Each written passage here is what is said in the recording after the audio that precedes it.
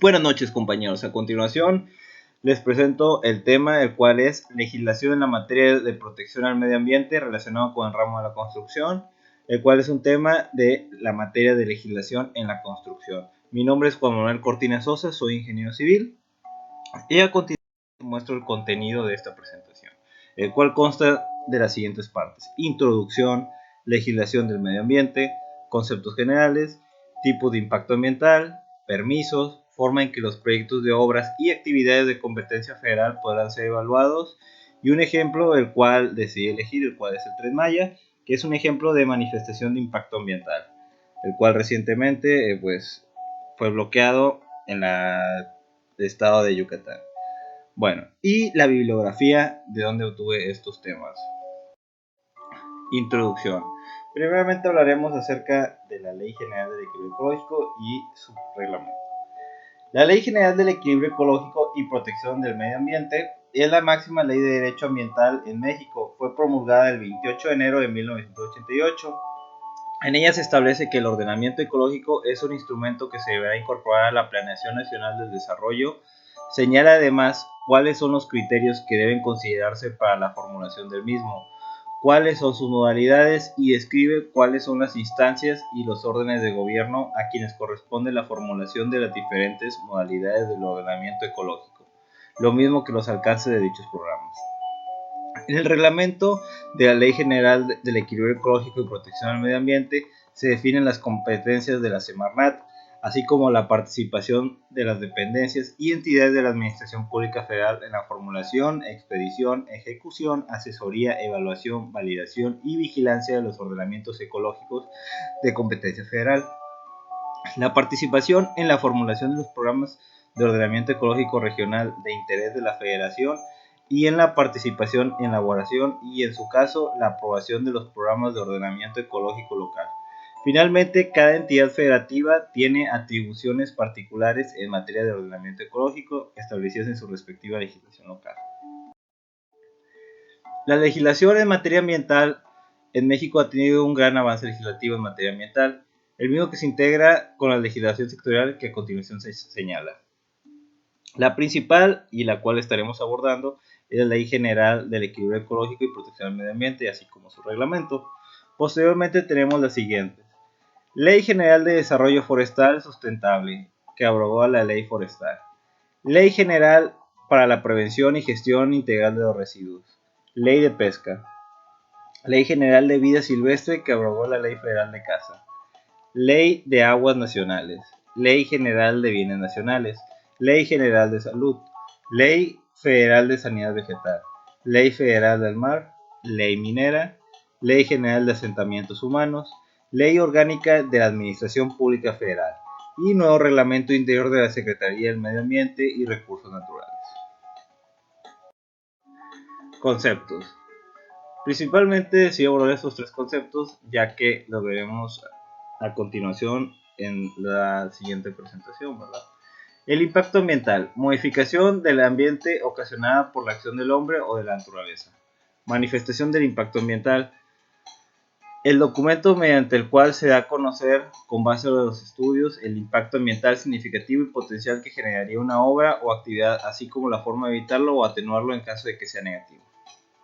Evaluación del impacto ambiental: es el procedimiento a través del cual la Secretaría establece las condiciones en que se sujetará la realización de obras y actividades que puedan causar desequilibrio ecológico o rebasar los límites y condiciones establecidas en las disposiciones aplicables para proteger el ambiente y preservar y restaurar los ecosistemas, a fin de evitar o reducir el mínimo de sus efectos negativos sobre el ambiente. Existen diversas clasificaciones del impacto ambiental de acuerdo a sus atributos: positivo o negativo, en términos de efecto o resultante del ambiente; directo o indirecto, si es causado por alguna acción del proyecto o resultante del efecto producido por la acción; acumulativo, es el efecto que resulta de la suma de impactos ocurridos en el pasado o que están ocurriendo en el presente; sinérgico, se produce cuando el efecto conjunto de impactos supone una incidencia mayor que la suma de los impactos individuales; residual, el que persiste después de la aplicación de medidas de mitigación; temporal o permanente, si es por un periodo determinado o definitivo, reversible o irreversible, dependiendo de la posibilidad de regresar a las condiciones originales, y continuo o periódico, dependiendo del periodo en que se manifieste. Permisos. Según el artículo 12, párrafo 9 de la Ley General de Equilibrio Ecológico, para los efectos en el otorgamiento de los permisos o autorizaciones en materia de impacto ambiental que corresponde al Distrito Federal, los estados o en su caso los municipios, deberán seguirse los mismos procedimientos establecidos en la sección 5 de la presente ley, además de lo que establezca disposiciones legales y normativas locales correspondientes. Sección 5, artículo 28. La evaluación del impacto ambiental es el procedimiento a través del cual la Secretaría establece las condiciones en que se sujetará la realización de las obras y actividades que puedan causar desequilibrio ecológico o rebasar los límites y condiciones establecidos en las disposiciones aplicables para proteger el ambiente, preservar y restaurar los ecosistemas, a fin de evitar o reducir al mínimo sus efectos negativos sobre el medio ambiente. Para ello, en los casos en que determine el reglamento que le afecta, se expida. Quienes pretendan llevar a cabo algunas de las siguientes obras o actividades requerirán previamente la autorización en materia de impacto ambiental de la Secretaría. A continuación se puede ver el tipo de obra o gestión del cual está clasificada cada una de las obras. Por decir, el primero es obras hidráulicas, vías generales de comunicación, oleoductos, gasoductos, carboductos y poliductos. Segundo son industria del petróleo, petroquímica, química, siderúrgica, papelera, azucarera, de cemento y eléctrica. El siguiente es exploración, explotación y beneficio de minerales, sustancias reservadas en la Federación en los términos de leyes minera y reglamento del artículo 27, concesión en materia nuclear.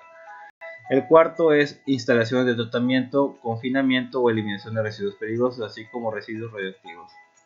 El quinto es aprovechamientos forestales en selvas tropicales y especiales de edificios de regeneración. El séptimo es cambios del uso del suelo, del área forestales, así como en selvas y zonas áridas. El siguiente es parques industriales donde se prevé la realización de actividades altamente riesgosas. El siguiente es desarrollos inmobiliarios que afecten los ecosistemas costeros.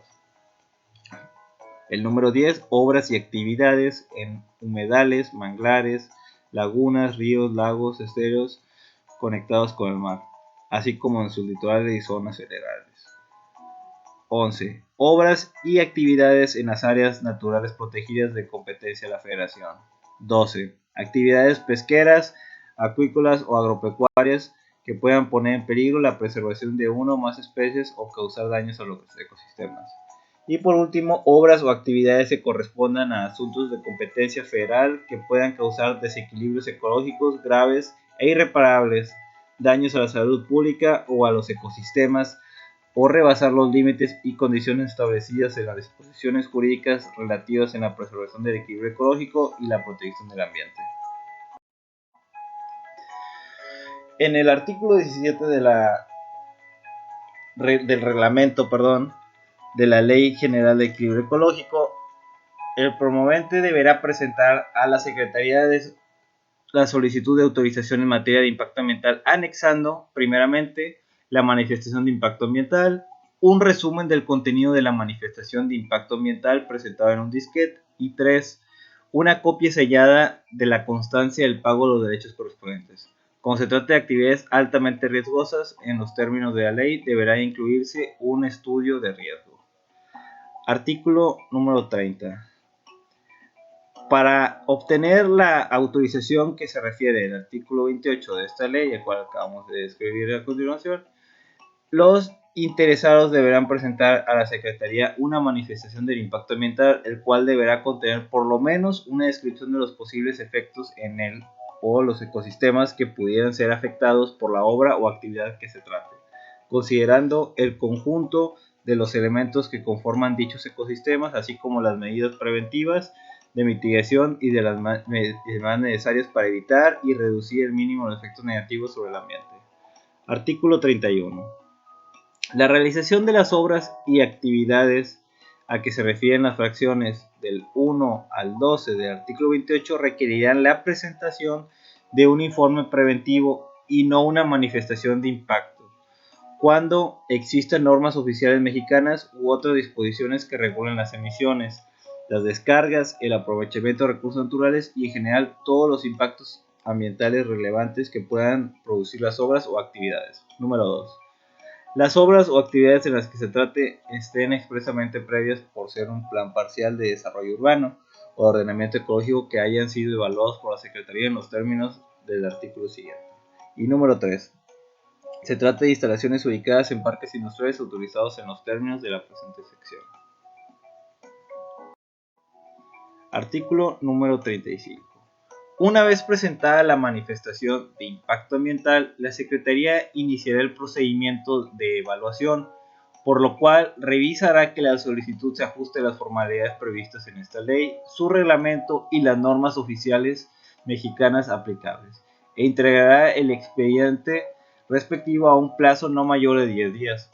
Para la autorización de las obras y actividades en las que se refiere el artículo 28, la Secretaría se sujetará a lo que establezca los ordenamientos antes señalados, así como los programas de desarrollo urbano y de ordenamiento ecológico del territorio, las declaraciones de áreas naturales protegidas y las demás disposiciones jurídicas que resulten aplicables.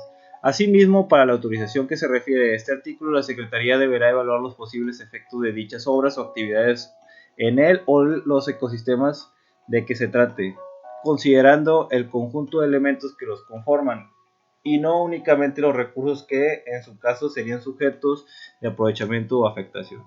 Una vez evaluada la manifestación del impacto ambiental, la Secretaría emitirá debidamente fundada y motivada la resolución correspondiente en la que podrá, primeramente, autorizar la realización de la obra o actividad de que se trate en los términos solicitados. Número 2. Autorizar de manera condicionada la obra o actividad de que se trate a la modificación del proyecto o al establecimiento de medidas adicionales de prevención y mitigación, a fin de que se eviten, atenúen o compensen los impactos ambientales adversos susceptibles de ser producidos en la construcción, operación normal o en caso de accidente.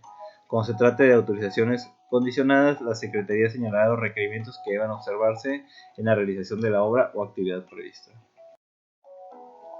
Los proyectos de obras y actividades de competencia federal podrán ser evaluados por medio de las siguientes opciones: manifestación de impacto ambiental, o MIA, estudio de riesgo, documento técnico unificado, DTU, o informe preventivo.